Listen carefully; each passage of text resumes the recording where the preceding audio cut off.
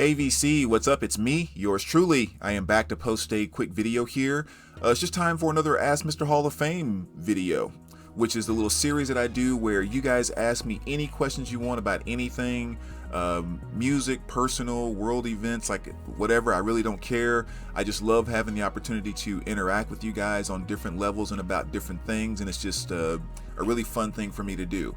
So you can ask as many questions as you want. You can ask as often as you want. The only thing I do ask is that you please don't leave the questions on this video.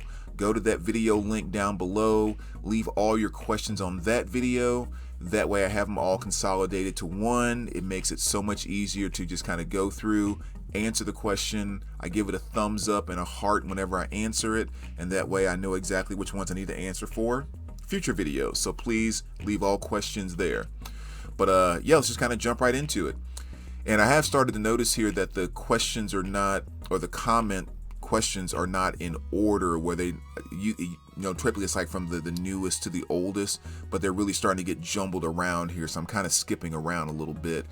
But the first question here is by Janice Hall, who says, "Hey Brandon, I enjoy the question series you're currently posting on YouTube," and thank you very much. I appreciate that.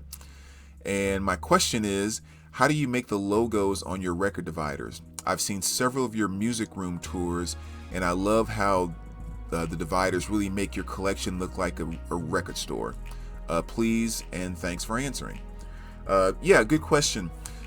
With the dividers, I mean, I definitely love them in my collection because, I mean, my favorite place in the world to be is a record store. So why wouldn't I want to live in a record store or have a record store around me as much as possible? So I do like having my collection set up to feel that way.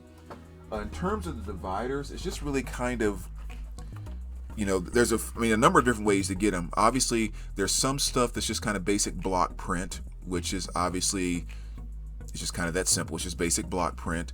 But I like on some of the stuff that is more logo influenced. Like one example here. I'm sorry, the light's probably going to dim with that white thing showing there. But like on the Exodus right there, you know, as you can see, that's just one big sticker that goes across there. I had a friend who had, like, you know, the program on their computer where they could just like kind of copy and paste, and then it would just print the logos right onto already pre-cut stickers that were on the page, and that was great actually. But I just gave them like a whole big list of ones that I wanted, and then she made those for me. Now that was like a number of years ago, so sometimes if I need new logos to add on, which happens frequently, I'll do something like this. Okay, and even though that looks like just a kind of a regular logo sticker or whatever, all that basically is that I found a logo online, I copied and pasted into just like a regular, you know, Word document, same way you would print any other type of paper or whatever, and I just printed it at work on just like a regular copy machine. And so then when I brought it home and I just cut it out, and there's just like clear tape over there that you can't really see, which makes it work. So that's just like a piece of paper copied off a printer and put it on there and taped it on with clear tape, and that's how I got the overkill one that I needed. And so not going through a program or anything like that other sticker was. And then sometimes with stuff like this, you know, I needed a DO in one night and just I didn't have access to a copier at home or anything of that nature. So I just did a quick freehand. I just put a little white sticker on there, and I was looking at the album cover and just kind of trying to copy it, and I took like 90 seconds to draw that Dio one. So that's what I've been using for that. So yeah, I mean, a lot of different ways to kind of go about doing it. It's just a matter of sometimes getting creative, and you know, if you have magazines and stuff, you can just kind of, you know, cut something out and tape it on there. If I would have had like maybe some old cassettes or old CDs or something that had the logo where I was like, you know, actually willing to get rid of the artwork or something, you know, you could do it that way. But you can really just kind of get creative with it. And obviously it's a little better, I think, overall to do them with more of the metal bands, because they tend to, you know, have logos that are very, you know, specific to each band. But most of the other artists in my collection, it's just kind of, you know, regular block print, and, you know, you just block print. So yeah, that's kind of how I do my logos.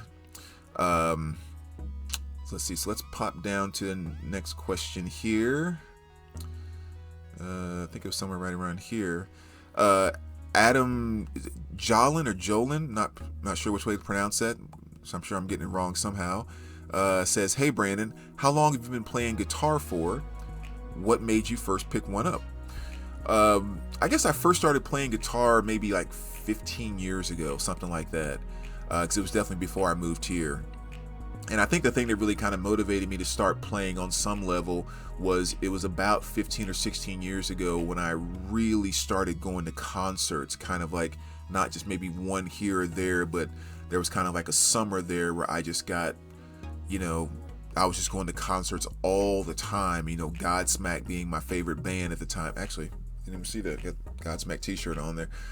Being my favorite band at the time, I was going like all over the country seeing them, and just like it seems like every other week I was going somewhere. Every week I was going somewhere to see them.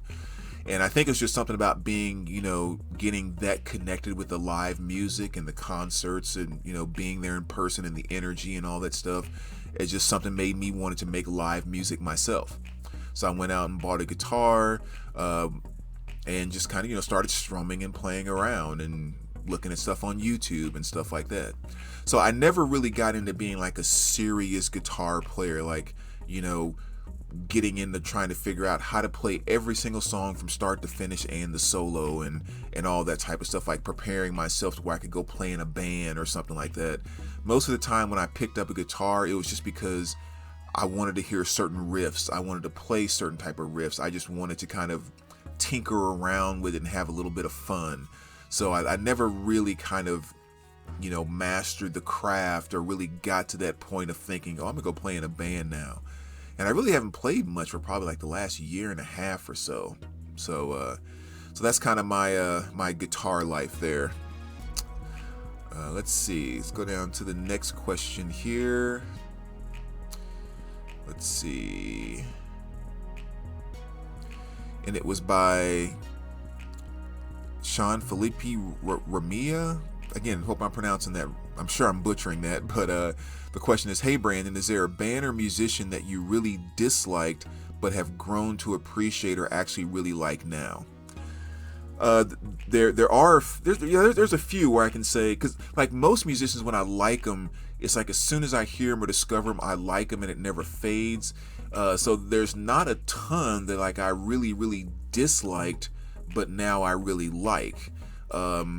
Just because there's most things I just kind of like up front, but there were 5 that I thought about that kind of fit that, where at some point in time I said this kind of sucks, or I don't get it, or something like that, and now I love these. So the 5 I came up with is number 1, Joni Mitchell. I mean, just as a folk singer, the artist she is and stuff like that, especially years ago, I didn't get Joni at all. I didn't know what people thought was so spectacular about her. It was just like nothing made sense, quite frankly. But now I love Joni. I mean, she's freaking amazing. And so that would definitely be one artist that would fit that category. And this is her Blue Highlights release from a recent record store day. Another one that fits that, and this may actually kind of be more so of a genre that I just completely didn't like, and this particular album / artist kind of told me that, or showed me that there is something in this genre that I actually like, and it's this right here. Sorry about the glare there, guys. LCD Sound System 4533. This is their album from 2006, and anything that kind of revolves around the house techno, that just kind of repetitive beat type of stuff and all of that. It's just one of the genres I've just never really had much interest in, and just never really liked anything by. House music for the most part usually kind of got on my nerves for the most part, but for some reason this freaking album just made sense and I fell in love with it. So yeah, that's one that just kind of really represents an entire genre that I just really didn't like. You probably saw this one kind of in the reflection there. Nina Cherry, this is her release from 1988.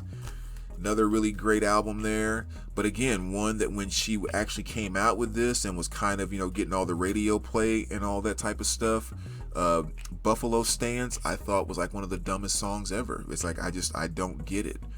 I don't get what's cool about it. I don't get why it's getting airplay or whatever else. And now, I mean, that song comes on, I absolutely jam out to it. I mean, just the album in general. So this is definitely one that kind of grew on me because I was not a huge fan of hers when that came out back in the late 80s. And then probably the two biggest ones that really kind of is an example of that, Metallica's Master of Puppets. That's a huge one. Because when I was first introduced, the first time Master of Puppets ever hit my fingers was back when I was in maybe early high school, maybe freshman year or something like that. And at that time, I was really into hip hop and glam/hair metal. Like that was my thing, and that's what I enjoyed. I mean, 80s new wave, I was still enjoying all of that, but glam and hip hop were the things I was enjoying.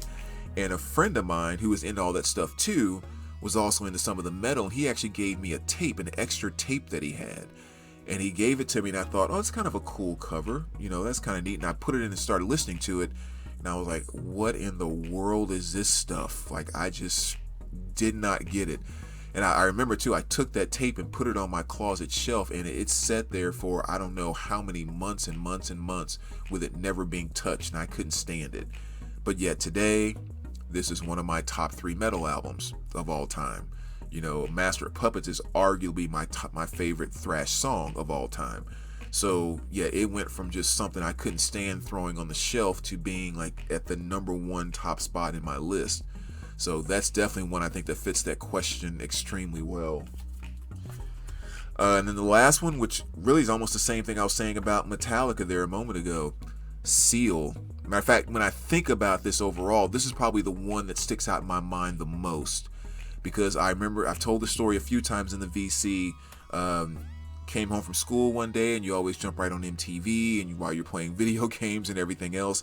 And I remember seeing the song for Crazy come on. And I remember saying out loud at that time, I was like, this is the dumbest thing ever. I was like, he looks like an idiot. This song sounds so stupid. Just like I was just bashing it to no end.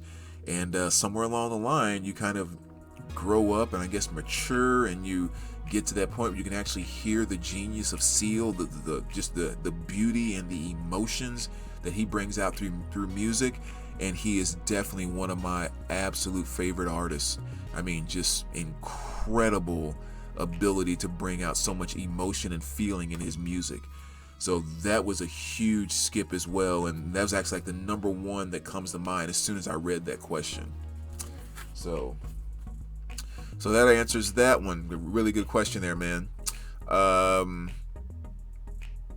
then the last one I'll go with here, we'll kind of keep this a little bit shorter so I can keep it under 15 minutes. Scott Jacobs says, "Hi Brandon. I don't think I ever knew, and it's possible and probable been said before. Do you own a record store or just work at one?" No, I do not own a record store unless I win that big Mega Millions jackpot, that's here. But I probably own a few record stores. But no, I don't own a record store. I've worked at 2 record stores over the past 3 years or so, and typically it's just kind of like a one or 2 days a week, that type of thing. Kind of working for store credit, that type of thing. So no, I just know guys that own stores and love hanging around them and hanging around the stores and the people that come in the stores and all of that. So it's just kind of my fun time. So yeah, so there you go, VC. There's another Ask Mr. Hall of Fame, and as always, I do appreciate the questions, guys. I'm starting to run kind of low on a few of those as well, and I want to keep this series going. So as I mentioned, please go to the video link down below, leave any questions you have, and as always, thanks for watching, and we will talk to you soon. All right, take care, guys.